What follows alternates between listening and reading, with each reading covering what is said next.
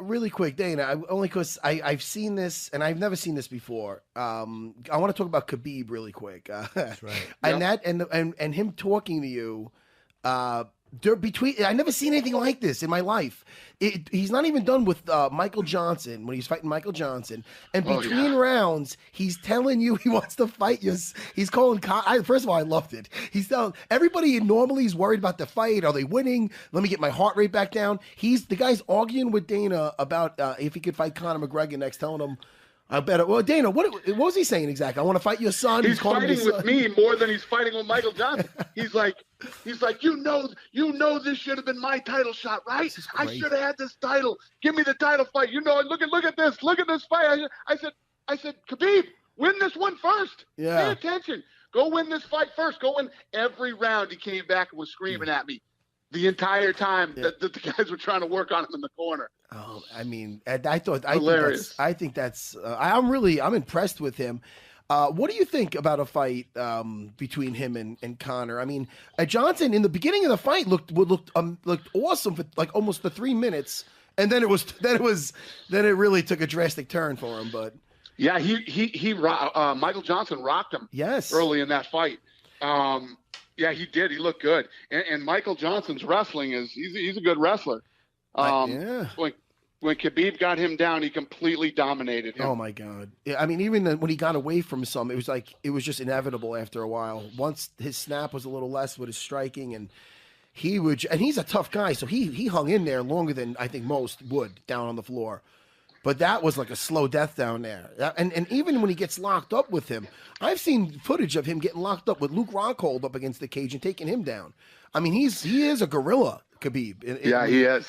And it's one of those things where, I mean, that fight, I mean, is Conor accurate enough to keep him away and put him away with the strikes? And if not, is he going to survive getting even in the clinch? Is he going to survive with him? So, see, that's one of the fun things about Conor McGregor, though. Every time Conor fights another fight, this is the guy that's going to beat Conor because, you know, Conor has no wrestling. Conor has no this. Conor has no that. Yet Conor comes in and just looks better and better every time he fights. I've stopped picking against Conor. I don't love Conor. He's great for the sport. I enjoy rooting against him, but the guy's fucking awesome. I mean, every time you think this guy's going to beat him, Conor kills him. So you can't pick against him. It's crazy. It's true, man. It's true. He is so special. And I mean, everybody thought, you know, all the experts thought that you know, especially if you see how Eddie Alvarez had just, you know, dismantled friggin' Dos Anjos, man. I mean, went in there, you know, he had both. He had all the tools. He could stand and trade with Conor, you know, because he's got good hands, good power, and a good chin. And his wrestling was supposedly so much better than Conor. Yeah. Conor stopped every one of his shots. He didn't take Conor down once. I'll tell you what. Well, here's what seems to happen. Sorry, Matt. It seems like the guys who do really well against him is a guy like Nate Diaz. Guys, besides the obvious, you know, weight, is it guys who are not afraid of that moment. And it seems like, you know, Jose Aldo is a you know, martial artist, respectful, and Eddie Alvarez seemed to be overwhelmed by that moment. And Khabib doesn't seem like he'd be overwhelmed by that moment because he likes to talk shit and he likes to be that guy. So he may have an easier time mentally dealing with that, and it may not affect him in the ring as much. Well, there's a difference when you move up in size. I mean, for Conor McGregor at 145, 155 pounds, which is his weight class, you know, when you move up to 170, you know, you saw it in the Diaz fight. Diaz was so much bigger than him, and Diaz did a great job. Diaz is another one, too, who has an unbelievable chin, you know, has good stand-up and has good punching power himself, laying on him and really putting his weight on him and you know, did a great job in that fight of doing exactly what he needed to do, bum rushing him, you know, running in at him all the time and putting tons of pressure on him.